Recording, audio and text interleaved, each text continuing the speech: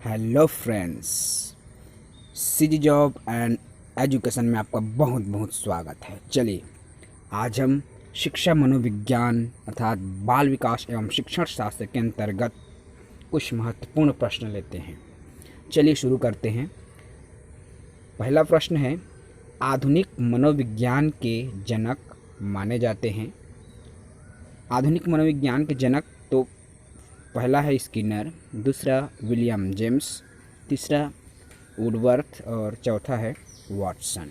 तो आधुनिक विज्ञान के जनक विलियम जेम्स को कहा जाता है।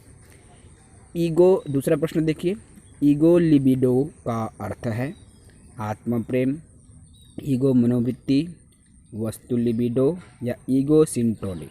तो ईगो लिबिडो का अर्थ है आत्म प्रेम। ठीक है दोस्तों, आज मैं 10 क्वेश्चन आप लोगों के लिए लेने वाला हूँ। इस 10 क्वेश्चन को अच्छे से देखने की ज़रूरत है, महत्वपूर्ण प्रश्न है। चलिए प्रश्न 3 देखते हैं। E.H.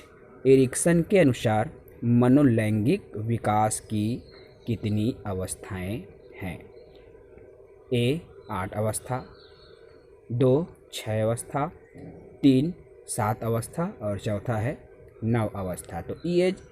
एरिक्सन के अनुसार मनोलैंगिक विकास की 8 अवस्था होती है। प्रश्न 4 देखते हैं। शिक्षण विधियों तथा शिक्षण नीतियों में अंतर होता है। क्या क्या अंतर होता है? प्रारूप का, सिद्धांत का, उद्देश्यों का या पाठ्यवस्तु का। तो शिक्षण विधियों में उनके उद्देश्य का अंतर होता है। ठीक है, अलग अलग उद्देश्यों की पूर्ति के लिए हम अलग अलग शिक्षण विधि का उपयोग करते हैं और उनसे बच्चों को शिक्षा देते हैं या बच्चों को हम सिखाते हैं। क्लियर है? चलिए प्रश्न क्रमांक 5 की ओर बढ़ते हैं।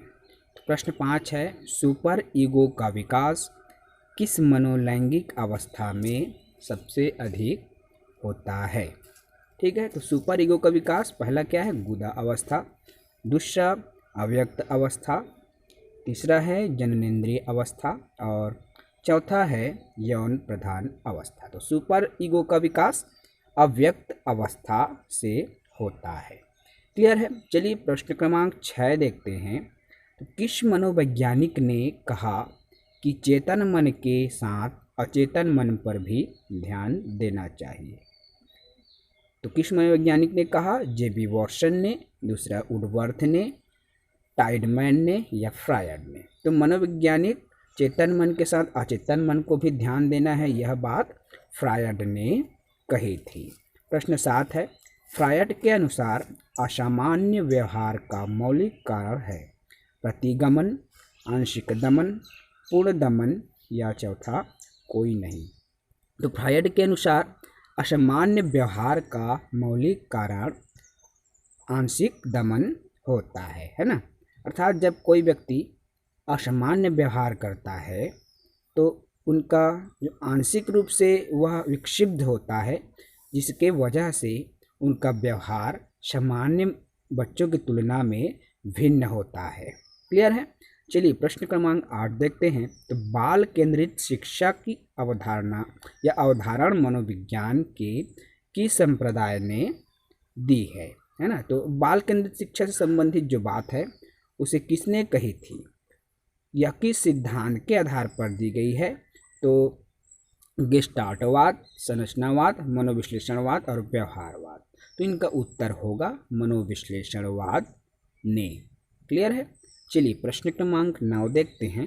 तो मनोविज्ञान आचरण एवं व्यवहार का यथार्थ विज्ञान है। अर्थात मनोविज्ञान आचरण एवं व्यवहार का यथार्थ विज्ञान है। यह कथन स्किनर, वुडवर्थ, मैड्यूल और वाटसन, तो यह कथन मैड्यूल का है कि मनोविज्ञान आचरण एवं व्यवहार का विज्ञान है। प्रश्न 10वां है, शिक्षा के संकुचित अर्थ में शिक्षा प्रदान की जाती है। पहला निश्चित स्थान पर, दूसरा प्रत्येक समय व स्थान पर, तीसरा जीवन पर्यंत और चौथा उपयुक्त सभी। तो शिक्षा के संकुचित अर्थ में शिक्षा एक निश्चित स्थान पर प्रदान की जाती है। वर्तमान की अगर हम बात करें तो बच्चों को शिक्षा विद्यालय से प्राप्त होती है ना। यह एक निश्चित स्थान है जहाँ से प्रत्येक बालक शिक्षा ग्रहण करते हैं, सीखते हैं, समझते हैं, व्यवहारों में परिवर्तन करते हैं।